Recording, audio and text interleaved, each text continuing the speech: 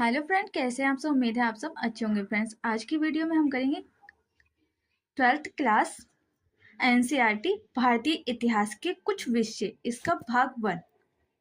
Total 3 भाग में divide है ये बुक। तो इसका फर्स्ट भाग करेंगे। फर्स्ट भाग का फर्स्ट चैप्टर करेंगे। फर्स्ट भाग में जो आपके चैप्टर इंक्लूडेड हैं वो हैं टोटल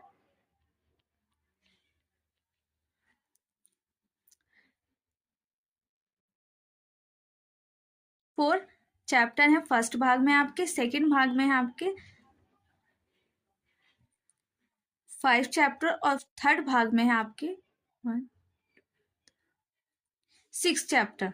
ठीक है, तो हम करेंगे भाग 1 के फर्स्ट चैप्टर। एक विषय, ईंटें, मानके तथा अस्थियां, हड़प्पा सभ्यता। ईंटें, मानके तथा अस्थियां, हड़प्पा सभ्यता। हड़प्पाई मोहर संभवतः हड़प्पा अथवा सिंधु घाटी सभ्यता की सबसे विशिष्ट पुरावस्तु है।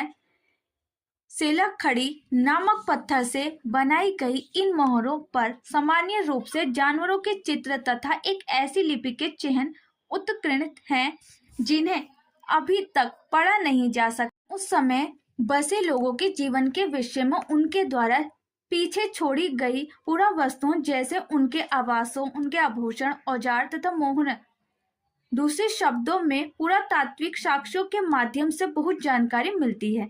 अब हम देखेंगे कि हम हड़प्पा सभ्यता के विषय में क्या और कैसे जानते हैं। हम यह अन्वेषण करेंगे कि पुरातात्विक साक्ष्यों की व्याख्या कैसे की जाती है और इन व्याख्याओं में कैसे कभी कभी बदलाव आ जाता है। निश्चित रूप से इस सभ्यता के कई पहलू आज भी हमारी जानकारी से परे हैं और हो सकता है हमेशा ही रहें।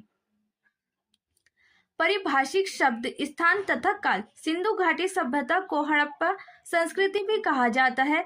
पुरातात्विक संस्कृति शब्द का प्रयोग पुरा वस्तुओं के ऐसे समूह के लिए करते हैं जो एक विशिष्ट शैली के होते हैं और सामान्यतः एक साथ एक विषय, भौगोलिक क्षेत्र तथा कालखंड से संबंध पाए जाते हैं। हड़प्पा सभ्यता के संदर्भ में इन विशिष्ट पुरावस्तुओं में मोहरें, मानके, पाट, पत्थर के फलक और पकी हुई ईंटें सम्मिलित हैं। ये वस्तुएं अफगानिस्तान, जम्मू, बलूचिस्तान जो कि पाकिस्तान में, तथा गुजरात जैसे क्षेत्र से मिली हैं जो एक दूसरे से लंबी दूरी पर स्थित हैं।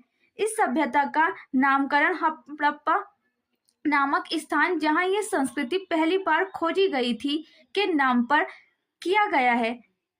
इसका काल निर्धारण लगभग 2600 और 1900 ईस्वी के पूर्व के बीच किया गया है। इस क्षेत्र में इस सभ्यता से पहले और बाद में भी संस्कृतियां अस्तित्व में थीं जिन्हें क्रमश आरंभिक तथा परिवर्तित हड़प्पा कहा जाता है। इन संस्कृतियों से हड़प्पा सभ्यता को अलग करने के लिए कभी कभी इसे विकसित हड़प्पा संस्कृति भी कहा जाता है। आरंभ, इस क्षेत्र में विकसित हड़प्पा से पहले भी कई संस्कृतियां अस्तित्व में थीं। ये संस्कृतियां अपनी विशिष्ट मृदमंड शैली से संबद्ध थीं तथा इनके संदर्भ में हमें कृषि, पशुपालन तथा कुछ शिल्पकारी के साक्ष्य भी मिलते हैं। बस्तियां आमतौर पर छोटी होती थीं और इसमें बड़े आकार की रचनाएं लगभग न के बराबर थीं। कुछ स्थलों पर बड़े पैमाने पर इलाकों में जलाए जाने के संकेतों से तथा कुछ अन्य स्थलों के त्याग दिए जाने से ऐसे प्रतीत होता है कि आरंभिक हड़प्पा तथा हड़प्पा सभ्यता के बीच क्रमभंग था। सेकंड, निर्वाह के तरीके। विकसित हड़प्पा संस्कृति कुछ ऐसे स्थानों पर पनपी जहां पहले आरंभिक हड़प्पा संस्कृतियां अस्तित्व में थीं। इन संस्कृतियों में कई तत्व जिनमें निर्वाह के तरीके शामिल हैं सामने आते हैं। हड़प्पा सभ्यता के निवासी कई प्रकार के पेड़ पौधों से प्राप्त उत्पाद और जानवरों, जिनमें मछली भी शामिल है, से प्राप्त भोजन करते थे। जले अनाज के दानों तथा बीजों की खोज से पुरातात्विक आहार संबंधी आदतों के विषय में जानकारी प्राप्त करने में सफल हो पाए हैं। इनका अध्ययन पूर्व वनस्पति के करते हैं जो प्राचीन वनस्पति के अध्ययन के विशेषज्ञ हो हड़प्पा स्थलों से मिले अनाज के दानों में गेहूं, जौ, दाल, सफेद चना तथा तिल शामिल हैं।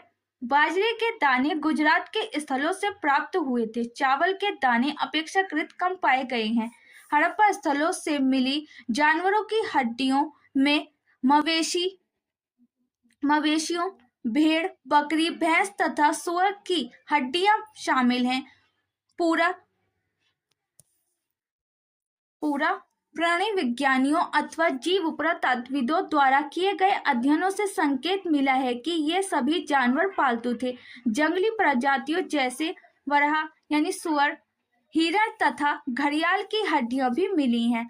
हम यह नहीं जान पाए हैं कि हड़प्पा निवासी स्वयं इन जानवरों का शिकार करते थे अथवा अन्य अखेटक समुदायों से इनका मांस प्राप्त करते थे। मछली तथा पक्षियों की हड्डियां भी मिली हैं। कृषि प्रौद्योगिकी, हालांकि अनाज के दानों से कृषि के संकेत मिले हैं, पर वास्तविक कृषि विधियों के विषय में स्पष्ट जानकारी मिलना कठिन है। क्या जूते हुए खेतों में बीजों का छिड़काव किया जाता था।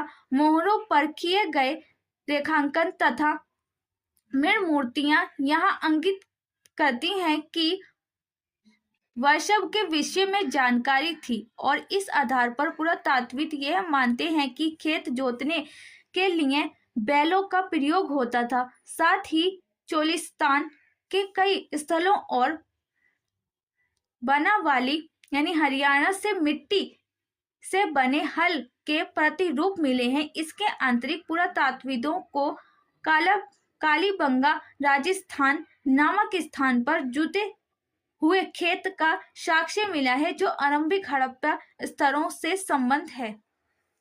इस खेत में हल रेखाओं के दो समूह एक दूसरे को समकोण पर काटते हुए विद्यमान थे, जो दर्शाता है कि एक साथ दो अलग अलग फसलें उगाई जाती थी। पुरातात्विदों ने फसलों की कटाई के लिए प्रयुक्त औजारों को पहचानने का प्रयास भी किया है। क्या हड़प्पा सभ्यता के लोग लकड़ी के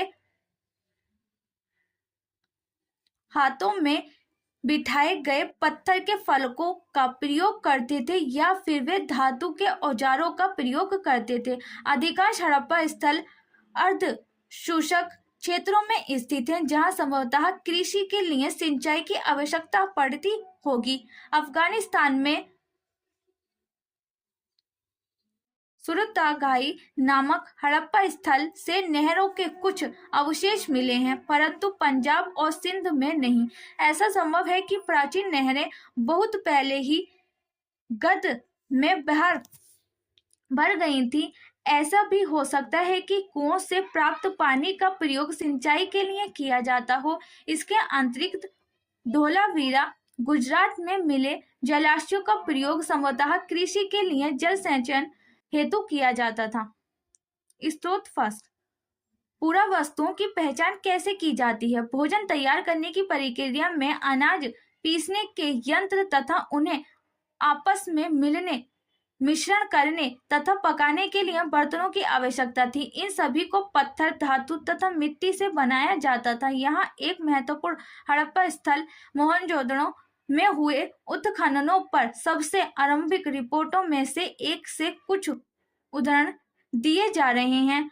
अवतल चक्कियां बड़ी संख्या में मिली हैं और ऐसा प्रतीत होता है कि अनाज पीसने के लिए प्रयुक्त ये एकमात्र साधन थी। अनाज पीसने का ये एकमात्र साधन थी। साधारणतः ये चक्कियां स्थूलक, कठोर, कंकीले, अग्निज अथवा बलुआ पत्थरों से निर्मित थीं और आमतौर पर इनसे अत्यधिक प्रयोग के संकेत मिलते हैं। चूंकि इन चक्कियों के तल सामान्यतः उत्तल हैं, निश्चित रूप से इन्हें जमीन में अथवा मिट्टी में जमा कर रखा जाता होगा, जिससे इन्हें हिलने से रोका जा सके।